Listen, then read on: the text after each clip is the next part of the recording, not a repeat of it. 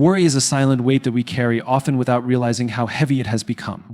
It creeps into our thoughts, settles in our minds, and slowly starts shaping our decisions, our relationships, and our sense of self. It disguises itself as responsibility, as caution, as preparation for the worst. But in reality, it is an anchor that holds us back from fully engaging in the present. The more we feed it, the stronger it becomes, turning minor concerns into overwhelming fears that rob us of peace and clarity. At its core, worry is the fear of uncertainty. It thrives in the unknown, in the gaps between what we can control and what we cannot.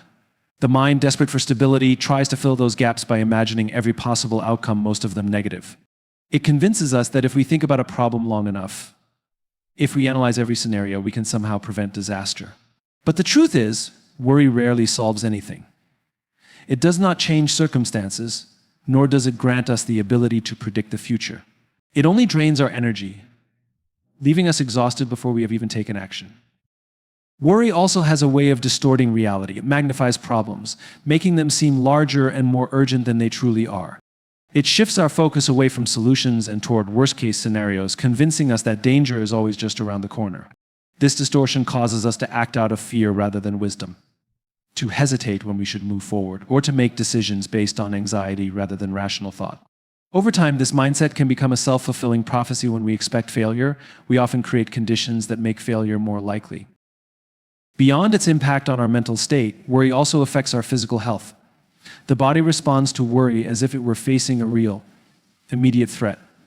Stress hormones surge, the heart rate increases, muscles tense, and the nervous system remains in a constant state of alertness. This response is useful in moments of actual danger, but when it becomes chronic, it takes a toll. Sleep becomes difficult, digestion is disrupted, and the immune system weakens. Long-term worry contributes to fatigue, headaches, high blood pressure, and even serious illnesses. What begins as a thought in the mind manifests as a burden on the body. Worry is not just a personal issue, it affects those around us as well. When we are consumed by worry, we become less present in our relationships. Conversations become laced with anxiety, our patience wears thin, and our ability to offer support to others diminishes. The people we love may feel our distance, our restlessness, our preoccupation with imagined troubles. In some cases, our worry even transfers to them, creating a cycle of stress that spreads beyond ourselves. The burden of worry is never carried in isolation. It ripples outward, influencing the environment we exist in. One of the most deceptive aspects of worry is its illusion of productivity. It makes us feel as though we are doing something useful, as if mentally rehearsing every possible problem is a form of preparation. But true preparation requires action, not endless rumination. There is a difference between thoughtful planning and obsessive worrying. Planning involves assessing risks, making informed decisions, and taking steps toward a solution. Worry, on the other hand, keeps us trapped in a cycle of doubt and hesitation, preventing us from taking meaningful steps forward. Worry is often rooted in the need for control. We want to believe that if we just think hard enough, if we stay vigilant enough, we can prevent all harm and suffering. But the reality is, control is an illusion. No matter how much we plan, life remains unpredictable. Unexpected challenges will arise, mistakes will be made, and setbacks will occur. The more we try to control everything, the more frustrated and anxious we become. Paradoxically, it is only when we accept the limits of our control that we can find real freedom. This does not mean that we should ignore our concerns or avoid responsibility. There is a difference between responsibility and worry. Responsibility means recognizing what is within our power to change and taking action where we can. Worry, however, extends beyond our sphere of influence, pulling us into a space where we fixate on things we cannot change. Learning to distinguish between the two is crucial. When we focus on responsibility rather than worry, we channel our energy into meaningful action rather than unnecessary distress. Worry also has a way of keeping us stuck in the past or paralyzed by the future. We replay old mistakes, wishing we had done things differently, as if reliving them could somehow rewrite history. Or we project our fears into the future, imagining worst-case scenarios that may never come to pass. In both cases, we lose the present moment, the only space where life actually happens. Every second spent worrying about a past that cannot be changed or a future that has not yet arrived is a second stolen from the life we are living now. Fear is often at the root of worry: fear of failure, fear of rejection, fear of not being enough. We become so consumed by the fear of what might go wrong that we forget to consider what might go right.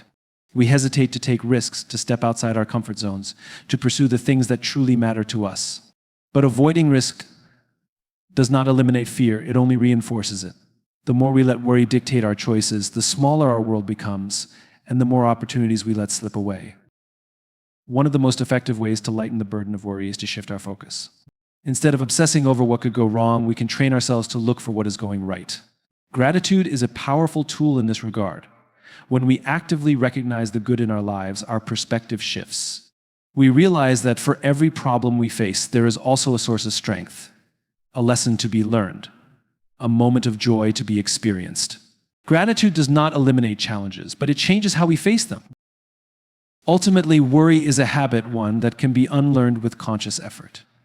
It requires training the mind to recognize when it is spiraling into unnecessary fear, to redirect thoughts toward what is within our control, and to release what is not. It requires the discipline to take action, rather than remain trapped in overthinking. Most importantly, it requires the trust that even in uncertainty, we are not alone, that we are stronger than we think, and that no matter what comes, we have the capacity to handle it. Control is a natural human instinct. We crave certainty, stability, and the ability to shape our surroundings in a way that aligns with our expectations. From an early age, we are taught that success comes from discipline, effort, and the ability to take charge of our circumstances. We plan, we organize, we work tirelessly to ensure that things go the way we want them to. And yet, life remains unpredictable. No matter how much effort we put in, there are always forces beyond our grasp, circumstances that refuse to bend to our will, outcomes that defy our expectations, and moments that remind us just how little control we actually have. The desire for control is deeply rooted in fear. We believe that if we can manage every detail, anticipate every challenge, and prepare for every outcome, we can avoid pain, disappointment, or failure. But this belief is an illusion. Control may offer the comfort of predictability, but it is a fragile illusion that shatters the moment reality does not align with our expectations. And when that happens, we are left not only with the original challenge, but also with the crushing weight of frustration, anxiety, and resistance to what is. The more we resist what we cannot change, the more we suffer. Surrender, on the other hand, is often misunderstood. Many see it as weakness, as giving up, as a passive resignation to fate. But true surrender is not about apathy or helplessness, it is about wisdom.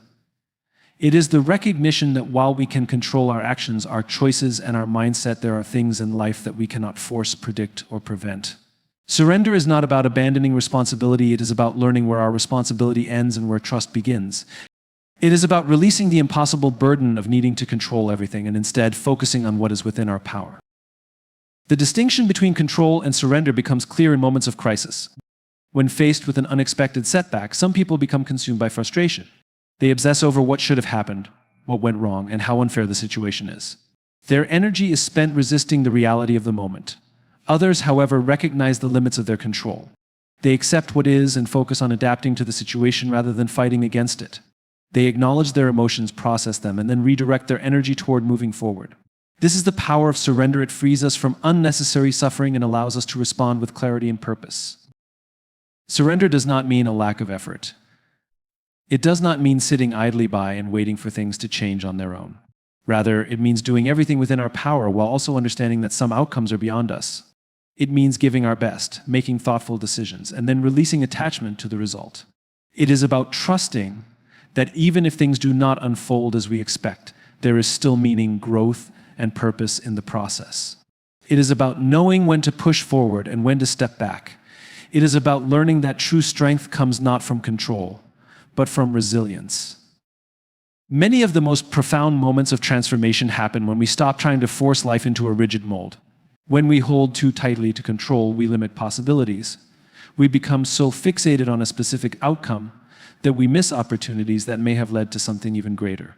But when we loosen our grip, when we allow room for uncertainty, we create space for new opportunities, new perspectives, and unexpected growth.